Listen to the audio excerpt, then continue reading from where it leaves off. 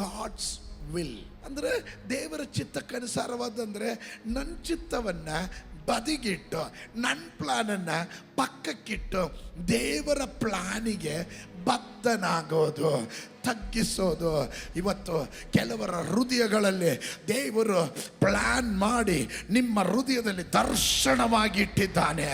ದೇವರ ಪ್ಲಾನಿನಿಂದ ನಿಮ್ಮನ್ನು ಹಿಂದಕ್ಕೆ ಎಳೆಯೋದಕ್ಕೆ ಅನೇಕ ಶಕ್ತಿಗಳು ಎದ್ದು ಬರುತ್ತೆ. ಅನೇಕರು ನಿಮ್ಮನ್ನು ಹಿಂದಕ್ಕೆ ಎಳಿತಾರೆ. ಅದು ಸ್ನೇಹಿತರಾಗ್ಬೋದು, ಬಂಧುಗಳಾಗ್ಬೋದು, ಮಿತ್ರರಾಗ್ಬೋದು, ಅದು ದುರಾತ್ಮನಾಗ್ಬೋದು. ಯಾವ ರೂಪದಲ್ಲಾದರೂ ಬಂದು ನಿಮ್ಮನ್ನು ದೇವರ ಚಿತ್ತದಿಂದ ಹಿಂದಕ್ಕೆ ಎಳಿತಾನಂದರೆ, ನೀನೊಂದು ಆತ್ಮಿಕನಾದರೆ, ನೀನು ದೇವರ ಚಿತ್ತಕ್ಕನುಸಾರ ನಡೆಯುವ ವ್ಯಕ್ತಿ ಆದರೆ ಅದನ್ನು ನೀನು ಅರ್ಥ ಮಾಡ್ಕೊಳ್ತೀಯ.